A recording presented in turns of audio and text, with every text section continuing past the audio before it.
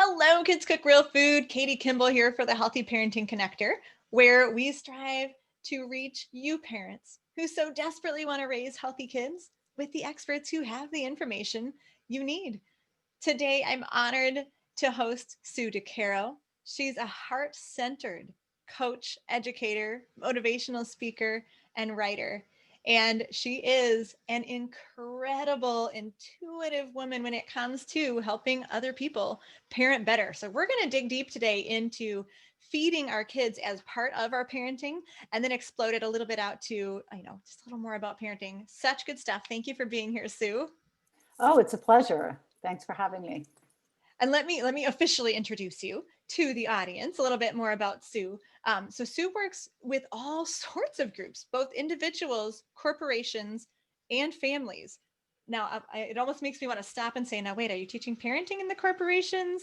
No, she's not just a parenting expert because her job is to integrate education, consciousness, and coaching, really a lot of mindfulness. And Sue helps people to feel empowered, to grow, to thrive in all areas. And her passion really is to help people deeply connect to themselves, their children, and the world around them to create a brighter future. And of course, here at Kids Cook Real Food, our 3Cs: connection, confidence, and creativity. So today is all about that connection in lots of different ways, the whole spider web of our connectedness.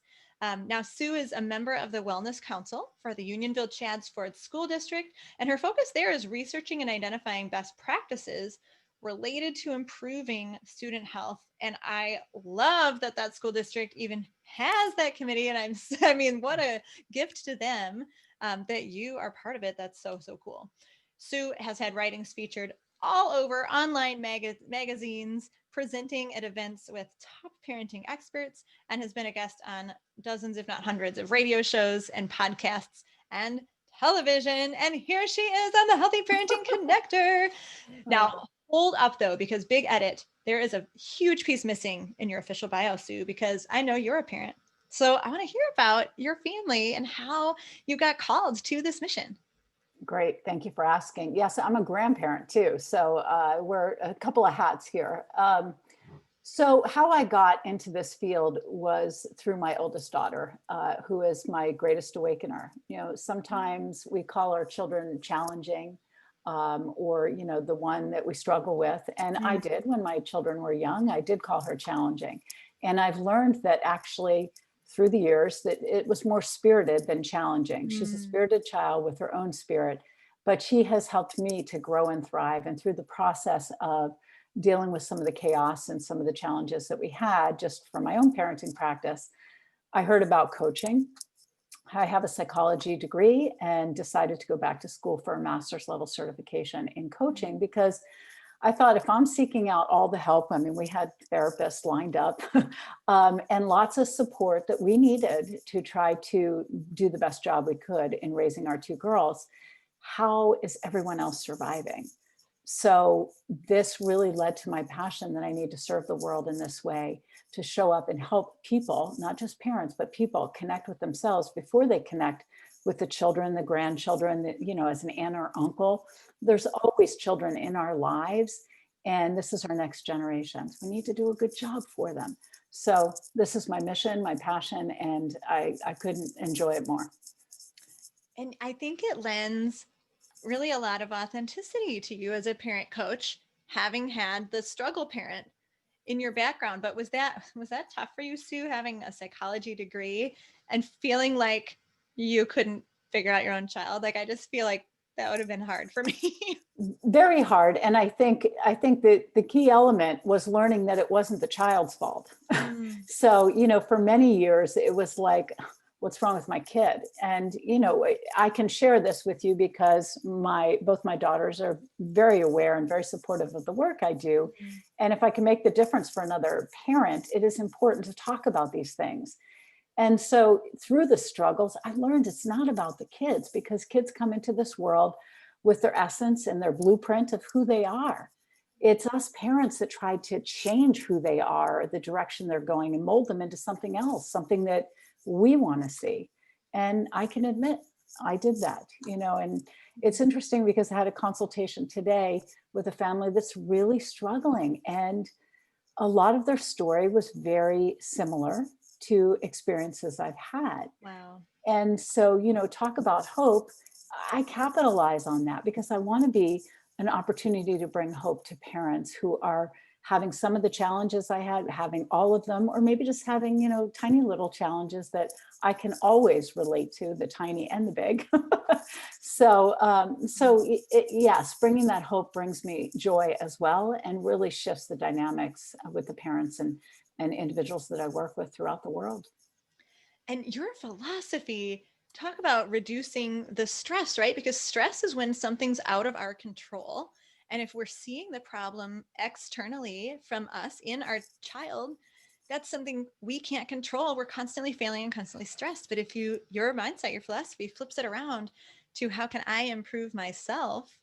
Now that's something far closer, at least, to your control, far less stressful. And I love it. The phrase I use often that I know is near and dear to your heart is intentional parents. I say we at the Healthy Parenting Connector here at Kids Cook Real Food, we just want to be intentional parents. So what is your philosophy about that conscious parenting? Yeah, so it's real. We think we can control. We think we can control what our kids eat, when our kids eat, like everything, right? We think we can control what they say, what they do. And, I used to think that, and I used to put in all sorts of practices and rules to help me try to control. But control is an illusion. It is an illusion. We don't have control over another person. All we have control over is how we show up and what we bring to the table in our reactions and actions and intentions. So consciousness in parenting is really about looking at what you bring to the table, what kind of conditioning you bring. And I'm using the table, not even realizing, how important that is here. But what you bring from your own past history, from your conditioning, from the social pressures that you see, as well as your cultural background. These three things play such a big role in how we show up as parents in everyday life. So we have to investigate what speaks to us, how it speaks to us, what we want to take forward, consciously connecting with our values and our intentions. And intentions can be set every day, but consciousness is something we should be working on all the time. Is what are my values here? Is this worth this power struggle? Is this me showing up, or something triggered inside of me from my own past? And the second part of being a conscious parent is really looking at the child in front of you, understanding that child in a deeper way. Who is this child? What is the essence of the child? So for example, my oldest is a beautiful example of looking at, her essence. And that is the fact that she takes the difficult road. Always. She still will say to me, Mom, I take the difficult road. And she does. But she's a survivor. So she figures out how to take the difficult road and move through it in a way that helps her succeed, in a way that works for her. Wow. So who am I to say, no, that road's not for you, or that's really challenging to do it that way, when that really speaks to her. So it's a real eye opener to look at the child in front of you and try to connect with the essence of that child, the needs of that child, and how that child thrives. Not how you want them to thrive, but how they actually thrive on their own. Wow. In marriage prep, they do this a lot. They have you think about your family of origin and what expectations you'll bring to the marriage. And this is revolutionary to me, to be thinking about it with parenting, because when you're preparing to have a baby, it's all about like, how are you going to change diapers? How are you going to get through labor? Right? It's all the practical, not like, what are you bringing to the table from your own experience of childhood? But wow, how does all this conditioning play into food, nutrition, and cooking? Because I can see how that could be a really big block for parents. Huge. Yeah, it's huge. When you think about your family and your childhood, how was your relationship to food? I think we have to look at that. Were our parents emotional eaters? Were we allowed to have snacks? Was food limited? Was food offered, in abundance? Did your family struggle with food, and financially? So our relationship to food is really important. For example, and this, was probably when I was 8. I'm not going to tell you how old I am now, but it was many, many years ago. I can remember going into what is now Macy's, but I believe it was Bamberger's at the time, and going to their bakery. And, and I actually was on a sick day, which in my family was mental health day. And so we went out shopping, which was really cool. But as we approached the bakery, my mother said to me, "Oh, we're not getting any muffins because they have so many calories." I probably have had a strange relationship with muffins since then because they're loaded with calories. I think she told me 1,000 calories a muffin. I mean, I was 8 or 9. I was very young. Maybe Right. I was 11. I'm not really sure. But this to the day has stuck with me. And, you know, my mother had a very restrictive relationship with food. So, you know, these kinds of conditions are conditions that can affect your own relationship in your own life, not only through childhood, but then into adulthood. And then you pass along the cycle. So, you know, part of the work I do involves food and relationships to food and nutrition and things of that nature, because if we're conditioned in a way where we don't want to eat because of the calorie count, or because it might make us fat, or because, you know, it's too healthy or not healthy enough, or whatever, you know, it really creates, number one, problems for us, and number two, it can affect our children and the trust factor or the distrust factor, right? That's where sneaking begins. You know, perhaps they hide a bag of candy in the room. I mean, all kinds of things that we might not want to see. So it's a can of worms.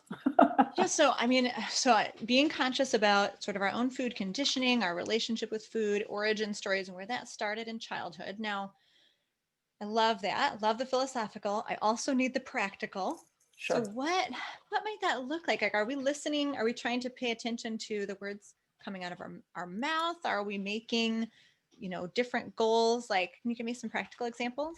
Yeah, for sure. Yeah. So I think if this speaks to you, if you find that you have had some powerful conditioning around food, you first of all have to bring awareness to it. And that's not about your children. That's really just about you sitting quietly and thinking about your relationship, your upbringing, and what that looked like.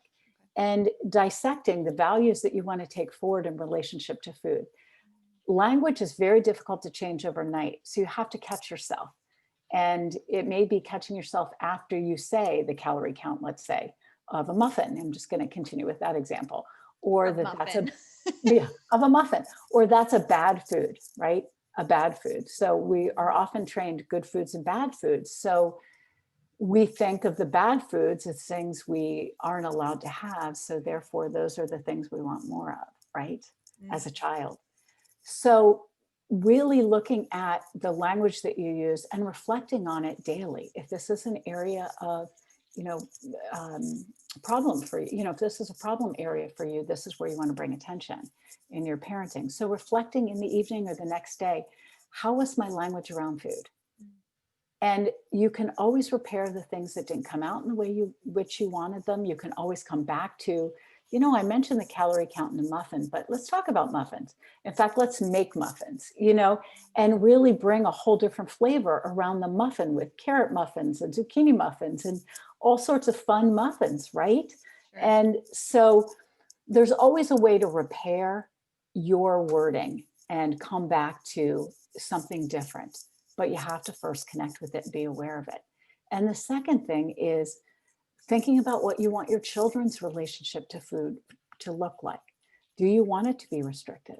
Do you want them to be able to connect with food in a way where, it's abundant and they're making face plates perhaps out of, fruit and vegetables, or we used to do that. Or maybe there's things that are free. You can, have them at any time, but there's other foods that maybe are too big or too filling or whatever, but again, it's not for me to say what one's relationship is. It's for each of us to individually figure out what our intentions are moving forward and our values that we want to take forward, not those that we've been, taught to believe, or the limiting beliefs around food that we have, a creation from our past that sticks with us.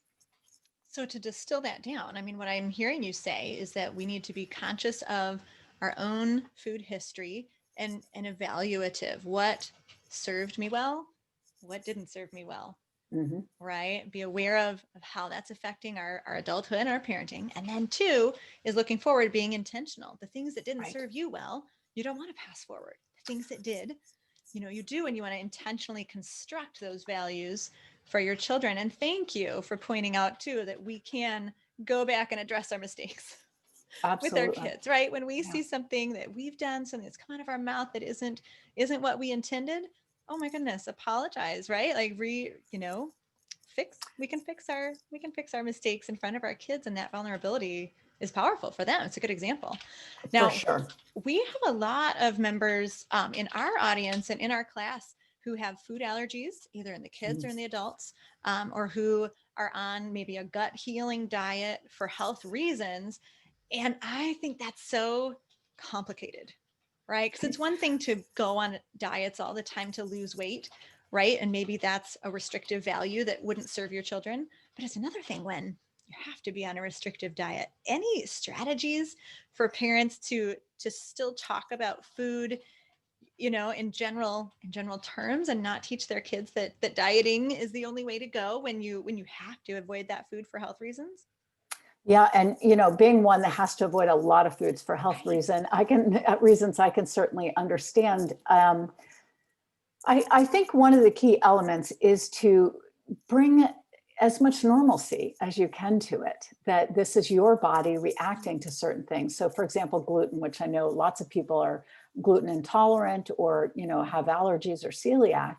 Um, Bring ideas and creativity. I mean, you talk about connection and creativity, and I think creativity is really important here about how you can master gluten-free Mm. in a way that serves the family. So for example, I just figured out how to make waffles out of sweet potatoes, and there's no gluten or grains in it. So these are, in essence, like super creative ideas that you can bring to life for your family, for your kids, that seem normal, right?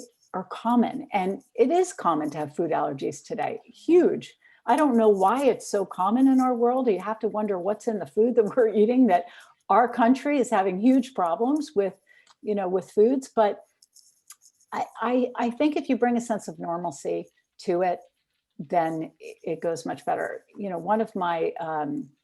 One of our family friends had a child that was extremely allergic to all sorts of things, like milk couldn't even touch her body, Oh. nuts, and so I remember when my daughter was 10, we had a birthday party, and the party was like an all-day party at the beach. And her friend came, and my daughter said, "Mom, I really want to do this Megan's way so that Megan can eat all the food."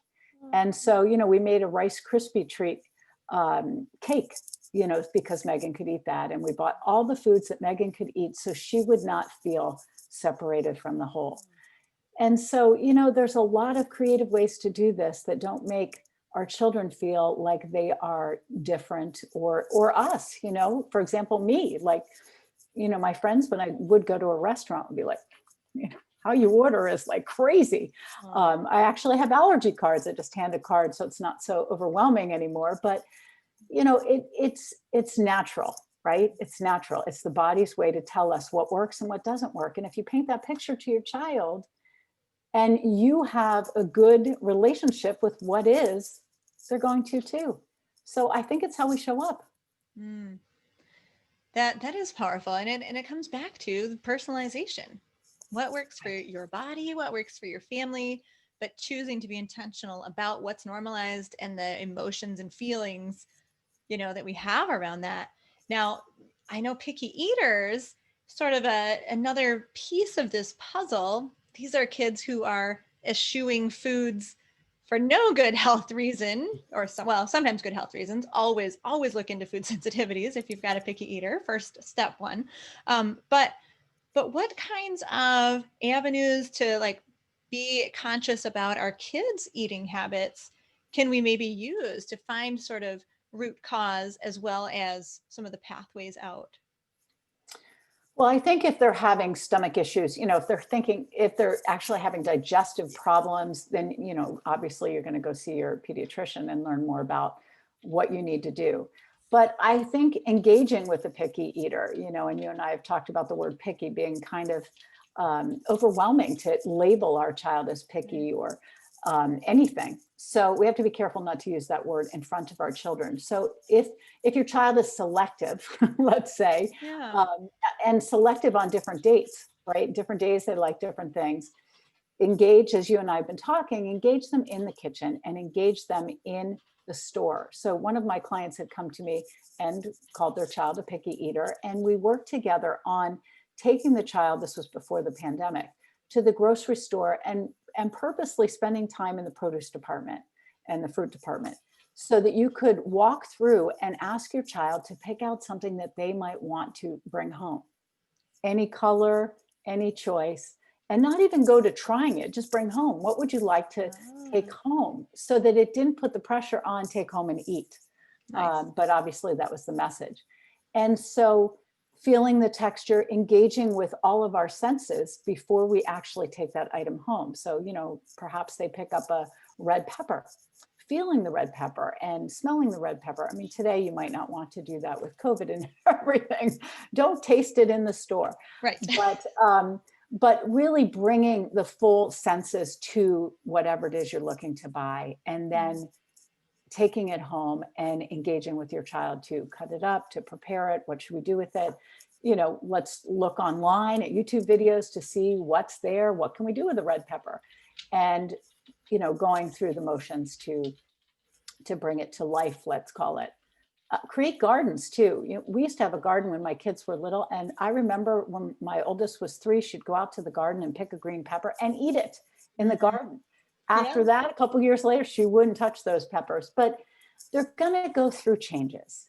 They're going to eat different things on different days. And, my mom calls it the Lebanon bologna syndrome, where I used to eat Lebanon bologna all the time. And then she stocked up. I mean, I don't know who stocks up on lunch meat, but she stocked up. I guess got a couple of pounds and I stopped eating it. And so perhaps don't stock up and just take it day to day, hoping and thinking that, your kids are going to make the choices that are best for them and their body. And keep the foods that you want your family to eat. So if you don't want them to have, mass amounts of chips or chips that you don't feel are super healthy, don't bring them into the house. Like, honor your values by not actually bringing them in. Same thing, with loads of candy and loads of cookies and all that kind of stuff. Bring in what you feel is your value system and right for your family. And better to prepare your own baked goods with the ingredients that you know and have your children part of that than just buying things off the shelf. Yes, and kids in our class love our muffins, our healthy pumpkin muffins in class 4. If you're in the class, look those up. They are fail proof. They're so flexible. But I mean, what this comes down to is what you started out with, is respecting the essence of your child, not trying to change them, but work within what they enjoy. I like that you focus on the senses, but not the emotions. You're not making an emotional evaluation or good or bad. You're just exploring, making friends with that food, and yes, normalizing what you have intentionally chosen to be right for your family. Right? The peppers Right, show up, the chips don't. You don't have to talk about it. right. You just make it normal, and that is so important. In our house, it's very normal for our kids to be in the kitchen, to pick up a knife, to cut up the red pepper, right? But in a lot of homes, parents worry about that.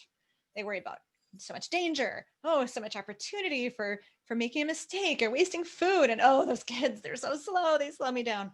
So in your experience, Sue, with so many families you've worked with, how can cooking together be sort of that classroom to help us give our children what they need, no matter how different they are? Well, first of all, these are life skills. And especially now during the pandemic, I shouldn't say forget the academics, but less pressure on the academic side and the Zoom classes and more on life skills. This is such a great opportunity to teach our kids how to cook, how to be in the kitchen, what foods are all about, what different nutrients are in different foods and how they support their body. I can't think of a better time than right now to engage that way. Plus, this is the time for connection. This is the time that brings families together, or brings, a parent with their children or a child at a time together. And these are special times that our children take away in their memory banks that really hold a lot of power. So, kitchen is someplace we have to be. We can bring a dance party to the kitchen as we cook with our kids and make it fun. It might slow down the process, but you're doing so many things for your children, even though you are slowing down the process. So the dinner may be a little later, but the kids feel empowered. The kids feel like you believe in their abilities to do whatever it is you're having them help you do. And that belief goes a long way, builds self-confidence. Children need to believe in themselves. But if you don't believe in them, they're not going to believe in themselves either. So this is, and again, the life skills, taking the life skills away. How many people go to college and don't know how to cook? Or do Most of them. laundry, or most of them. Yeah. What is that stat? Something like 1/3 of college students don't know how to boil an egg, and they Google how to boil water. Oh my God. I've had calls on that. My kids have called asking me, how do I boil water? I mean, how do I cook an egg, not boil water? Okay. But absolutely. And I have a professor friend at the University in California, and she has said these freshmen come in and they don't know how to do laundry. They don't know how to cook. We have to teach our kids life skills. And no matter what the age is, your child can learn. So my granddaughter, who's almost 6, she's come over and we open the oven together. We look at what's in there. I haven't gotten as brave to, start the knife skills, but now you're starting to make me think maybe I should. But we do things together, take the food out together. I try to get her a little interested because I don't cook like her mother. And she'll eat things at my house because she's participated in the process of what they look like and how the food is prepared. We talk about the oven, the heat from the oven. So it's as if you're doing things with your children as you communicate what it is you're doing. And that's enormous for learning and connecting. Absolutely. And the process, yes, being involved in that process. I know I interviewed Julie Lythcott-Hames. Oh yeah, love her.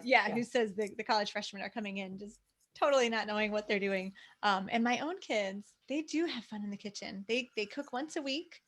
And they've got a cooking playlist. There's music going. They try to get everything like in the oven, and then they'll play cards with each other. And as a mom, I just love to put one ear in there. I don't enter because I will give too much advice, and that's bad for all of us. But I just love listening to them bond.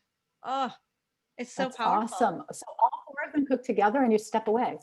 But to the older 2, my older 2 are 15 and 12, and they've been cooking about once a week for 3 years. And we actually just yesterday, when our kids have a baptism anniversary of their baptism, we give them one new privilege and one new responsibility. And so the 9-year-old, his new responsibility is that he needs to be a sous chef with someone once a week, whether it's my husband on taco night or me, or helping the brother and sister. They didn't really want to let him into their fold. So we're creating something new for him. So that's okay. But yeah, it's pretty cute when they get together. So you mentioned the Zoom school, and we're in this pandemic where the screens are, I think, more of a part of our lives than ever.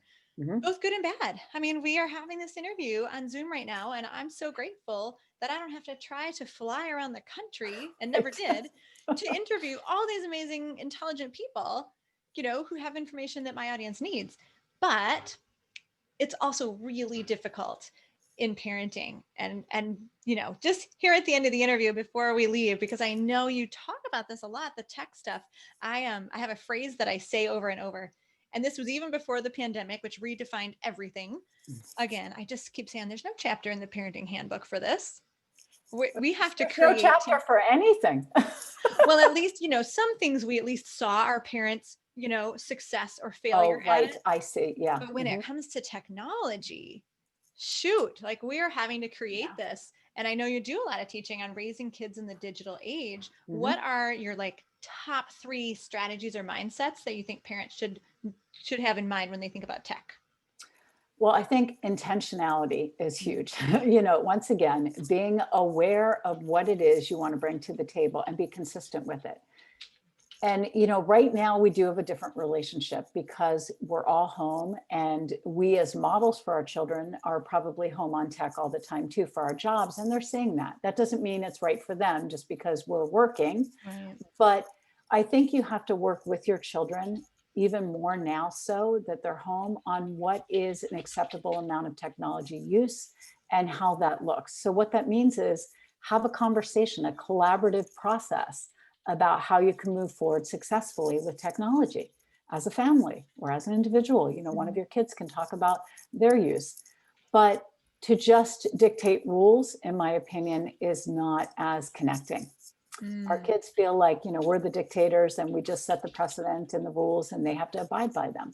If you want your children to have more of a buy-in, collaborate with them. That doesn't mean you have to give yeses to everything they ask for, but you listen and you discuss so that it's a mutually beneficial relationship for all. Our kids want to be seen, heard, and valued. And the more we can bring that to the table, the more they feel empowered and their self-confidence grows because they're being heard, they're being listened to, they matter in the family, no matter what it's about.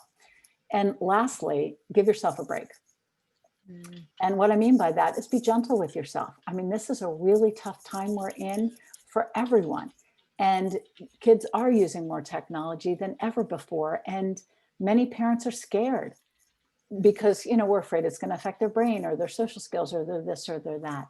We're in the middle of a pandemic. It is, unprecedented times. We have to allow ourselves a little bit of leeway and less guilt because guilt doesn't serve.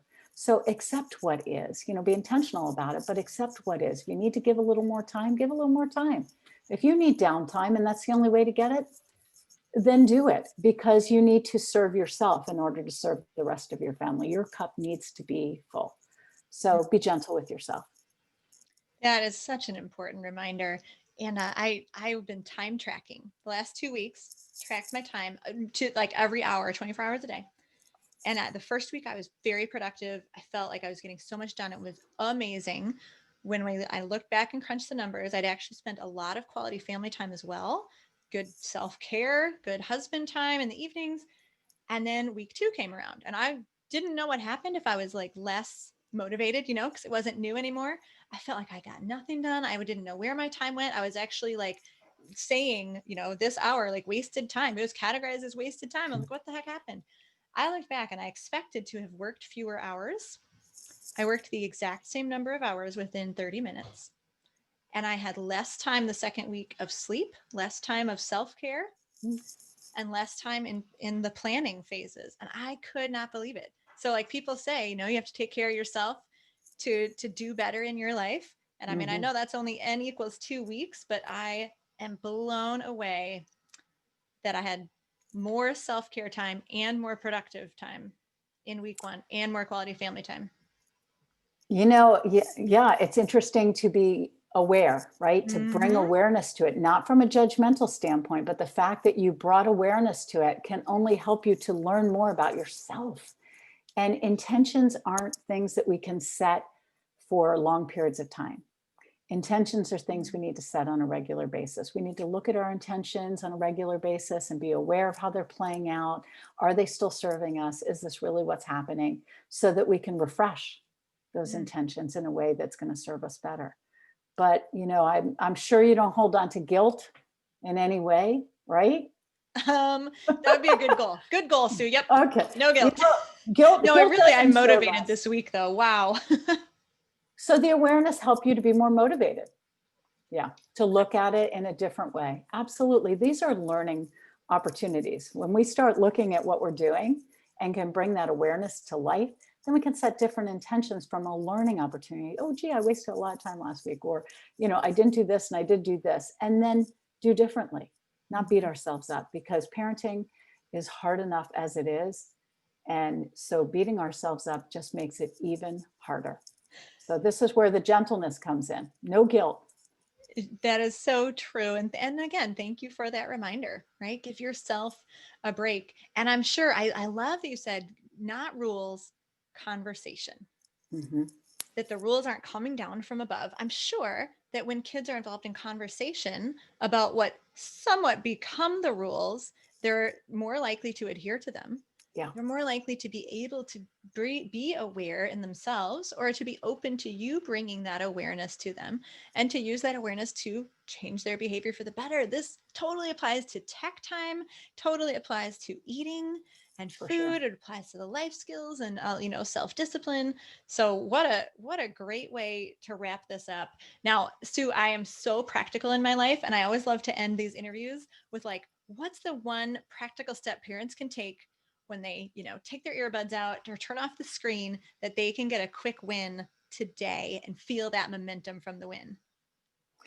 Well, when you take your earbuds out and you stop your day and stop your work, take time before you transition. That would be my first set of it. Take time to, before you step out of your office into Kidland, right? Which is, two doors or a door away Yeah, these days, right? You come out of one door and there they are. Have a transition moment or have transition moments, because to shift on a dime is really difficult. Okay. I know I used to have transition time just in the drive home, and listening to music. We don't have that as much right now, so we have to create our own transition time. So time to breathe, time to meditate, time to listen to music. It doesn't have to be a lengthy time where people wonder what happened to you, but just give yourself a little bit of transition time that you can call just that, so you re-energize and refuel before you enter a different platform, the child world. And that way you can connect with your children in their world, right? Not in your own. You've stepped out of your own world. You've let go of what you were doing, and kind of reset yourself or recharged yourself, and then you can be in their world with them. Beautiful. And that is so very practical. And I'm going to make it even more practical.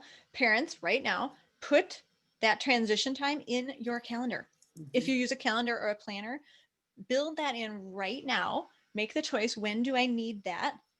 How many minutes do I need? Because that's, you got to commit to it to build this habit. And this applies to stay-at-home moms, because there's still transitions. There's transitions between, engaging with the children and maybe, cooking dinner. There's transitions between waking up in the morning and being mom. And it's so true, Sue, that when my transitions are like fuzzy, I feel more scattered, Yeah. right? When you get out of bed and you have even 10 minutes to put yourself together before you're a parent, there's just more capacity in your life. But when you're like, whoo, jumping right at this morning, my kid had a nosebleed within like 2 minutes of me waking up.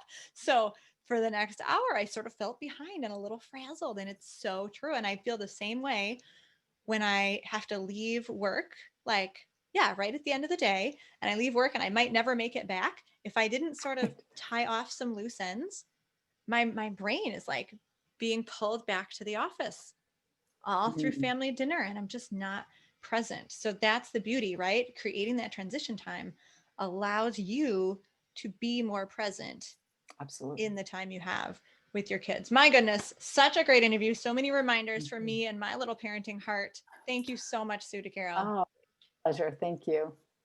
That was wonderful. Healthy Okay. Parenting Connector audience. I am Katie Kimball, saying sayonara for today. We will be back next week with another expert to help you build connection, confidence, and creativity in your kids and in your families, and raise those healthy, independent adults.